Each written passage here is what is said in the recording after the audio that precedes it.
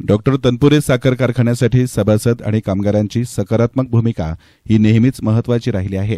बंद पडलेली कामधेनू सुरू करणं ही मोठी जबाबदारी निश्चित सर्वांच्याच आशीर्वादाने पार पाडण्यासाठी सर्व संचालक मंडळ कटिबद्ध असल्याचं प्रतिपादन तनपुरे साखर कारखान्याचे संचालक आणि श्री शिवाजी शिक्षण प्रसारक मंडळाचे जनरल सेक्रेटरी हर्ष तनपुरे यांनी केलं।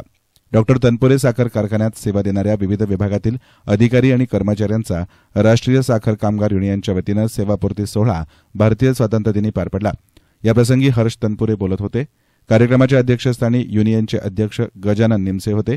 यावेळी व्यासपीठावर साई आदर्श मल्टीस्टेटचे चेअरमन शिवाजीराव कपाळे, आदर्श पतसंस्थेचे व्हाईस चेअरमन आबासाहेब वाळुंज, अर्जुन दुशिंग, सचिन काळे, सुरेश थोरात, कारभारी खुळे, शरद बाळके आदींसह मान्यवर हजर होते। यावेळी शॉल, श्रीफळ, सन्मानचिन्ह, मनगटी, घड्याळ आणि साडी भेट देऊन सेवानिवृत्त कामगारांना सपत्नीक सन्मानित करण्यात आलं।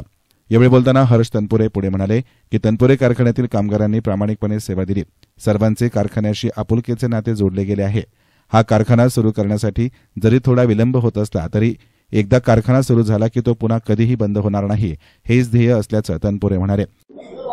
आज दिनांक 15 ऑगस्ट 2025 या 79व्या भारतीय स्वातंत्र्य दिनाच्या निमित्ताने आमच्या डॉक्टर बाबूराव बापूजी तनपुरे सहकारी साखर कारखान्याची राष्ट्रीय साखर कामगार युनियन या युनियन संघटनेमार्फत 2022 पासून जो आम्ही सेवानिवृत्त कामगारांचा सन्मान सोहळा या ठिकाणी साजरा दरवर्षी करत आहोत, त्याचप्रमाणे प्रतिवर्षाप्रमाणे यंदाही आज मोठ्या उत्साहात आपल्या डॉक्टर तनपुरे सहकारी साखर कारखान्याचे विद्यमान संचालक व श्री शिवाजी शिक्षण प्रसारक मंडळाचे सेक्रेटरी माननीय युवा नेतृत्व हर्षदादा तनपुरे यांच्या शुभ हस्ते व आमच्या युनियनचे अध्यक्ष, उपाध्यक्ष व सर्व सहकारी यांच्या समवेत जो कारखान्यातून सेवानिवृत्त झालेला कर्मचारी आहे त्यांचा सपत्नीक सन्मान सोहळा आज या ठिकाणी अतिशय उत्कृष्ट असा पार पडलेला आहे।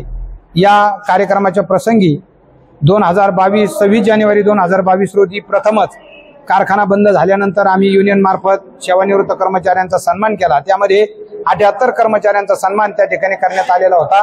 तदनंतर 2023 असेल, 2024 असेल, त्यामध्ये अनेक शेकडो कर्मचाऱ्यांचा सन्मान त्या ठिकाणी होऊन आज 20 कर्मचारी या ठिकाणी सेवेतून सेवानिवृत्त होत आहे।